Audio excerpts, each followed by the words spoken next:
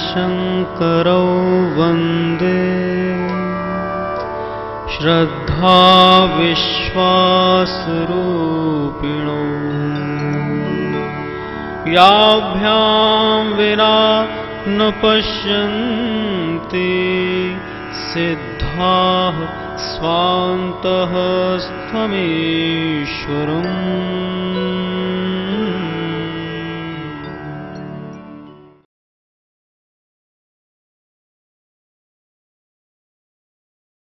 श्री रामचरितमानस ऐसा दिव्य ग्रंथ जो आपके जीवन के सारे दुखों की निवृत्ति करा देने में सक्षम है। इसमें 4 घाट कहे गए, कर्म योग, ज्ञान योग, भक्ति योग और समर्पण योग।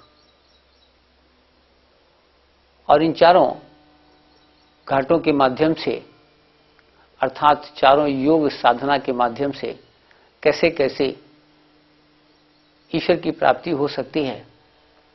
और ईश्वर की प्राप्ति का अर्थ मानस कोई भगवान के रूप को नहीं मानती, भगवान की मूर्ति को भी नहीं मानती। ईश्वर की प्राप्ति का अर्थ है सारे दुखों की निवृत्ति और वो सुख का भंडार ईश्वर, जहां पर किसी प्रकार का कोई दुख न हो, वो आपके अंदर है।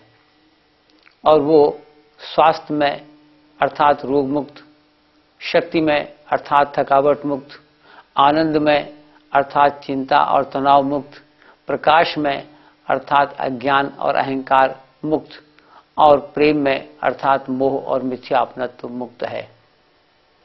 और वह अंदर है और वह ढका हुआ है। साधना के द्वारा निकालने की टेक्निक्स दी जाती हैं। शरीर से कैसे मल को निकाला जाए, इंद्रियों से कैसे अम्ल को निकाला जाए, मन से कैसे आसक्तियों को निकाला जाए, बुद्धि से कैसे अहंकार को निकाला जाए और अहम से कैसे मिथ्या अपनत्व को निकाला जाए। तो इसमें जो 4 योग हैं वो कागभुषुंडी, गरुण, संवाद, भक्ति योग का प्रतीक है।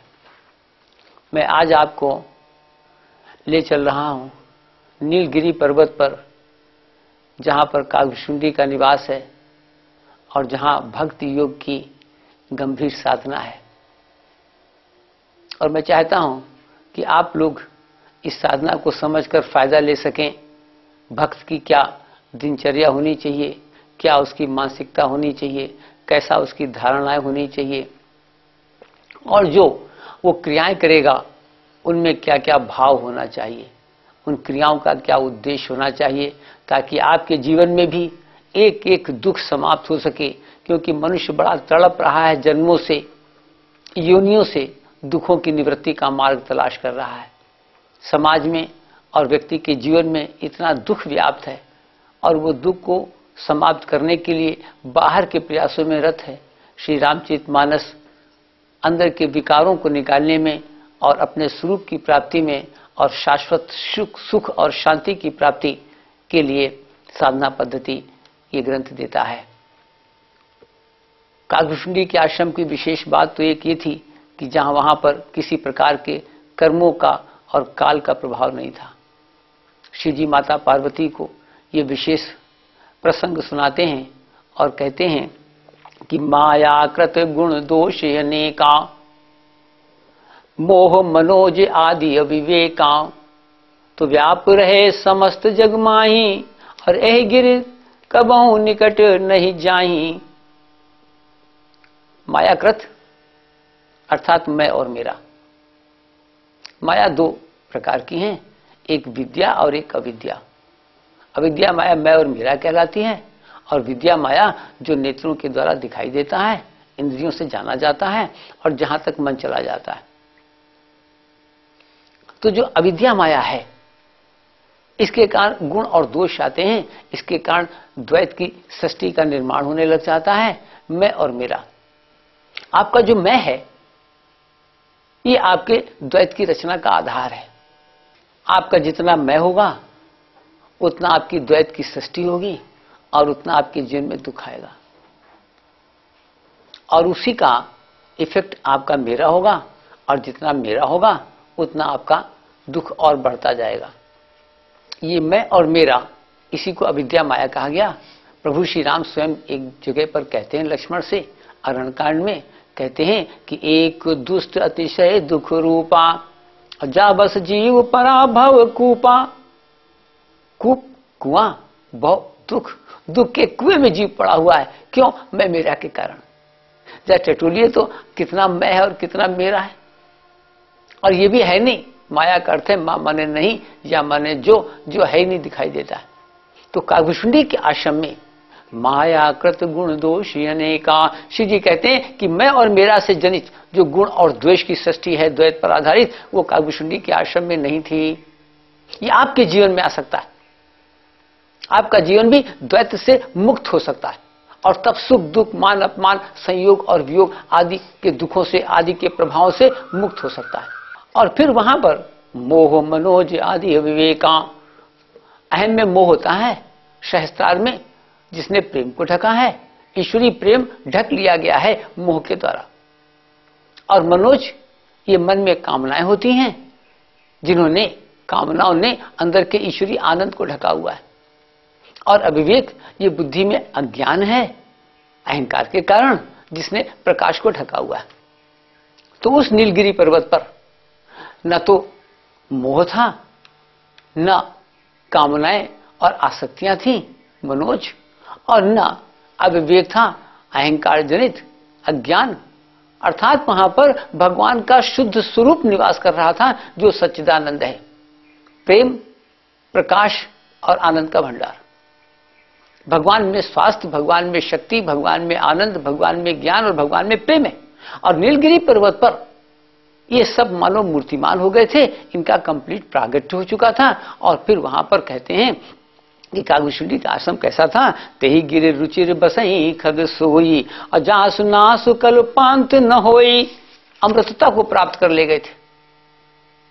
जिस मात्रा में आपका अहंकार गलित होगा, ईश्वरी प्रेम का प्रागट्य होगा, उस मात्रा में अमृतता की भी प्राप्ति हो जाएगी।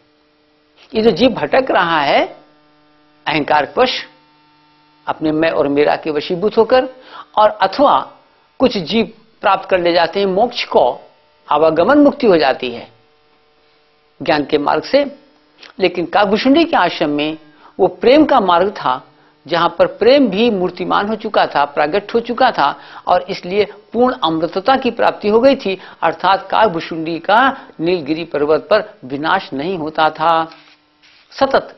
और यही जीवन की सुंदरता, जो highest spiritual development Ramcharitmanas claim करती है, वहां पर प्रेम तत्व सबसे ऊपर है, और जहां पर फिर विनाश की बात नहीं है, जिसको भगवान कृष्ण गीता में कहते हैं तद्धाम परमम मम यम गत्वा न निवर्तन्ते। ऐसी वो स्थिति आ जाती है। रहे व्याप समस्त जग माही, अतः गिर निकटे कबहू नहीं जाई। सारे संसार में मैं मेरा और मोह जनित ये क्रिएशन था, द्वैत पर आधारित। लेकिन काव्यशुंडी के आश्रम में नीलगिरी में ऐसा नहीं था। तो शिव जी कहते हैं कि क्या वहां पर विशेष बात थी? यदि आप चाहते हैं कि आपके जीवन में भगवान के स्वरूप का प्रागट्य हो, और वो स्वरूप शुद्ध सच्चिदानंद है, अर्थात ईश्वरी प्रेम का प्रागट्य हो जाए, है तो बड़ी सुंदर बात। लेकिन उसका आधार बड़ा मुश्किल है, मोह का विनाश। आपका लड़का भी मर जाए और रुलाई ना आए, आपका पति भी मर जाए और दुख न लगे, तभी ईश्वरी प्रेम का प्रागट्य होगा। ईश्वरी प्रेम सुनने में जितना सुंदर लगता है, उतना ही अटेन करने में डिफिकल्ट है। आप चाहते तो हैं भगवान के प्रकाश का प्रागट्य हो जाए, लेकिन ये तब तक नहीं होगा जब तक अहंकार ने प्रकाश को ढका है, जब तक अहंकार आपके अंदर है, जब तक आपको मान में मान, अपमान में अपमान लगता है, जब तक आपका खून खौलता है, जब तक कटु शब्दों में रात की नींद आपकी समाप्त हो जाती है, उसने कह दिया, सबके सामने कह दिया, तब तक आप केवल प्रकाश की चर्चाएं कर सकते हैं, प्रकाश के रस का आस्वादन नहीं कर सकते। तब तक उस अद्वैत की अनुभूति आपको नहीं हो सकती है जब तक अहंकार पड़ा है, अर्थात जब तक आपको मान और अपमान के द्वैत में आप भटक रहे हैं, इनके प्रभाव से आप प्रभावित हो रहे हैं। ऐसे ही ईश्वरी आनंद सुनने में बड़ा सुंदर लगता है, आनंद शब्द ही बड़ा सुंदर है, लेकिन ये आनंद तब तक आप इसका आस्वादन नहीं कर सकते हैं जब तक आपकी इच्छाएं और आसक्तियां हैं। और मनुष्य अपनी इच्छाओं और आसक्तियों के ऐसे लपेटे में आ गया है कि जन्मों से और योनियों से उन्हीं में भ्रमित हो रहा है और बढ़िया इच्छाएं करता है और बढ़िया इच्छाएं करता है, और जब प्राप्ति हो जाती है तो उनसे और आसक्त हो जाता है, और इस प्रकार ईश्वरीय आनंद इन इच्छाओं और आसक्तियों रूपी कामनाओं ने, मनोज ने उसको ढक रखा है। लेकिन ये जब साहस पड़े अपनी इच्छाओं पर प्रहार करने का, अपनी आसक्तियों पर प्रहार करने का, तब उस आनंद की प्राप्ति होती है। ऐसे ही मनुष्य के जीवन में स्वास्थ्य और शक्ति का प्रागट्य नहीं हो पाता है, जो भगवान का स्वरूप है वो स्वास्थ्य और शक्ति ढकी हुई है मल के द्वारा अथवा अम्ल के द्वारा। और मल निकालने की टेक्निक काफी डिटेल टेक्निक है, काफी समय लगा देने वाली टेक्निक है, क्योंकि जो भोजन आप लेते हैं उससे मल बनता है, वो मल शरीर से निकल नहीं पाता है, अंदर कुछ एकत्रित हो जाता है और वही रोग का कारण है। और वो कैसे कैसे निकलेगा इसकी विस्तार में टेक्निक्स पढ़ेंगे। अर्थात चाहे वो अहम से मोह का विनाश हो, चाहे वो बुद्धि से अहंकार का विनाश हो, चाहे वो मन से आसक्ति और इच्छाओं का विनाश हो, अथवा शरीर और इंद्रियों से वो मल और अम्ल का विनाश हो, ये साधना पद्धति होगी इनके विनाश की। और तब भगवान का वो स्वरूप प्रकट होगा जिस स्वरूप का सबसे ऊंचा तत्व प्रेम तत्व है, जिसको प्राप्त कर लेने के बाद अमृतता की प्राप्ति हो जाती है, फिर कुछ प्राप्त करने के लिए रहता भी नहीं है। इसलिए शिव जी कहते हैं कि वहां पर क्या था, तहां बस हरि ही भजई जिमि कागा और सो सुनि उमा सहित अनुरागा। कहते हैं पार्वती उस नीलगिरी पर्वत पर कागभूषुंडी जी जो भजन करते थे। भजन अर्थ ईश्वर प्राप्ति अपने जीवन में और औरों के जीवन में करा देना। अपने स्वरूप को आप प्रकट कर लें और तब औरों के स्वरूप को प्रकट कराने में औरों का सहयोग दे दें, और ये ईश्वरी सेवा के नाते होने लग जाए, ये श्रेष्ठतम भजन है। प्रकाश का वितरण, पहले अपने स्वरूप को प्रकट करें, be god and then make god. अगर आप ही को अभी अपना स्वरूप नहीं प्राप्त हुआ, यदि आप ही को परिस्थितियों में दुख लगता है, तो आप दूसरे को कैसे मुक्त कराने का प्रवचन करेंगे? यदि आप ही को मान में मान और अपमान में अपमान लगता है, तो फिर आप दूसरे को कैसे प्रकाश प्राप्ति का संदेश दे पाएंगे? यदि आप ही के कोई बच्चा पैदा होता है तो सुखी हो जाते हैं, और बाप मर जाता है तो रोने लग जाते हैं, दुखी हो जाते हैं, तो दूसरों को उस प्रेम तत्व की अनुभूति कैसे कराएंगे? यदि आप नहीं खाते तो कमजोरी आ जाती, खा लेते हैं तो ताकत आ जाती, तो आप ही कैसे ईश्वर के उस शक्ति का लोगों को अनुभव करा पाएंगे जो फूड पे डिपेंडेंट नहीं है? इसलिए जो शुद्ध भजन है मानस में वो ये है कि जो हमको प्रकाश मिला है उसका हम वितरण करें, ताकि दुखी मानवता को सुख का मार्ग मिल सके। इसलिए शिव जी कहते हैं कागभूषुंडी के आश्रम में वो भजन की रूपरेखा क्या थी, और जो थी उससे आपके जीवन के सारे दुखों की निवृत्ति है, और कैसा आपका दिव्य जीवन होना चाहिए जिससे भगवान की वो भक्ति प्राप्त हो सके, जहां पर प्रेम तत्व सबसे ऊंचा तत्व होगा। शरीर में अखंड स्वास्थ्य, इंद्रियों में अखंड शक्ति, मन में अखंड आनंद, बुद्धि में अखंड प्रकाश और अहम में अखंड प्रेम। ये एक एस्पेक्ट ऑफ लाइफ होगा, अंदर से स्वरूप की प्राप्ति। और दूसरा एस्पेक्ट ऑफ लाइफ ये होगा कि वह जीवन धन धान्य से संपन्न होगा। जब तक आप जीवित रहेंगे तब तक सुर दुर्लभ सुख कर जगमाही, सारे सुखों की प्राप्ति होगी, और जीवन के बाद अंतकाल रघुपति पुर जाई, भगवान के धाम में प्रवेश होगा। इसलिए शिव जी कहते हैं कि तहां बस हरि भजई जिमि कागा सो सुनि उमा सहित अनुरागा। शिव जी प्रारंभ करने से पहले शब्द अनुराग का प्रयोग कर देते हैं। एक राग है, एक वैराग है और एक अनुराग है। राग माने चिपकाना, वैराग माने छोड़ देना, और अनुराग राग और वैराग के ऊपर है, न चिपकाना और न छोड़ना। जो विषयी है उसको राग है विषयों से, जो सन्यासी है वो छोड़कर जाना चाहता है जंगल की ओर, संसार झूठा है।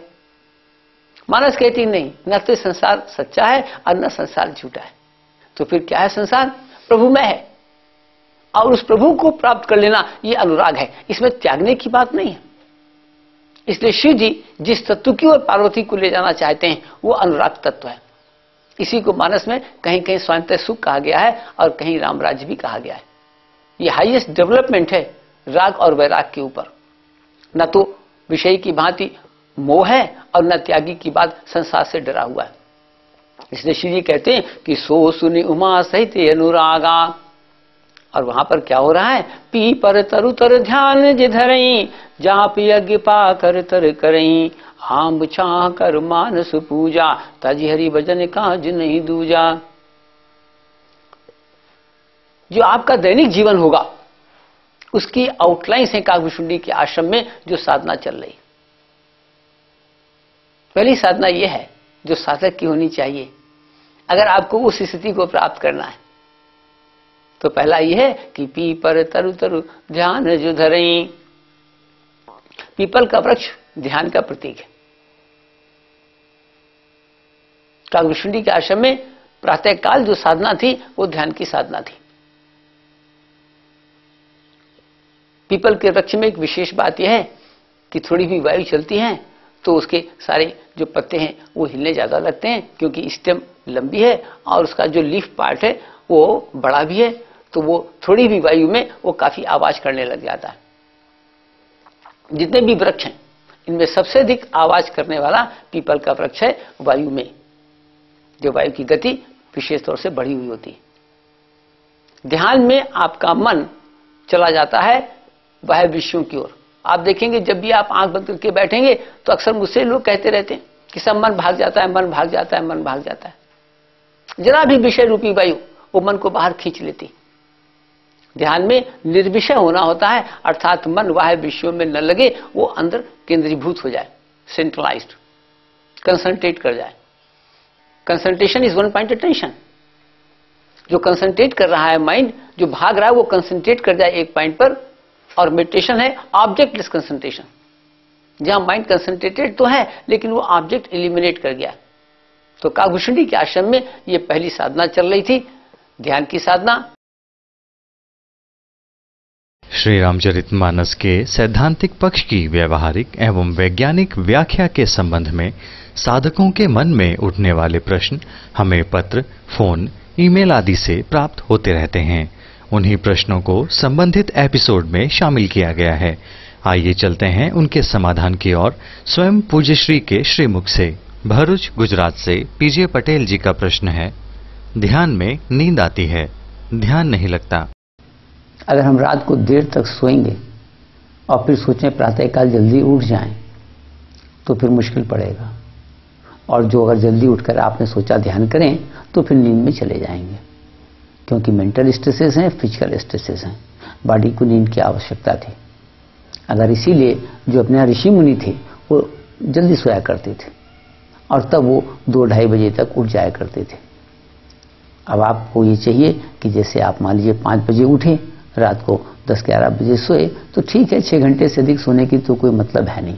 दैट 6 घंटे भी और रिड्यूस किए जाने चाहिए और 4.5-5 घंटे तक नींद को ले आना चाहिए। लेकिन यदि मैं मालूम हूं कि 6 घंटे आपकी नींद है भी, तो ध्यान के लिए आप वहां से हट जाइए। जिस चारपाई पर आप सो रहे थे वहां से हटकर और कहीं जमीन में अपना आसन रखें और वहां पर जाकर आंख बंद करके बैठ जाएं और कोशिश करें कि ढेक भी न लगाएं। स्पाइन को स्ट्रेट रखें और पल्थी इत्यादि लगा लें, जो भी आसन सूट करे, लेकिन पीछे ढेक न लगाएं। और दूसरी चीज, यदि अनाज बॉडी में कम जाएगा तो आप देखेंगे तब भी काफी प्रभाव पड़ेगा, आपको नींद प्राय नहीं आएगी। IASS विभिन्न भाषाओं में पुस्तकें, ऑडियो कैसेट्स व अन्य साहित्यिक सामग्री प्रकाशित करता है, जिनकी मांग देश और विदेशों में दिन प्रतिदिन बढ़ती जा रही है। तप सेवा सुमिरन की साधना द्वारा मानव को रोग, शोक, भय, वियोग आदि दुखों से मुक्त कराना ही पूज्य श्री अखिलेश जी के जीवन का उद्देश्य है। तप सेवा सुमिरन एक अनोखी ईश्वरीय चिकित्सा पद्धति है जो शारीरिक, मानसिक, बौद्धिक एवं आध्यात्मिक विकास कराने में सक्षम है।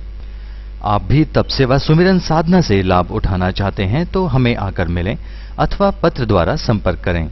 हमारा पता है IASS बद्री नारायण सेवाग्राम, छोटी पांचली, बागपत मार्ग, मेरठ। दूरभाष 0121-243-9032 and 243-9037।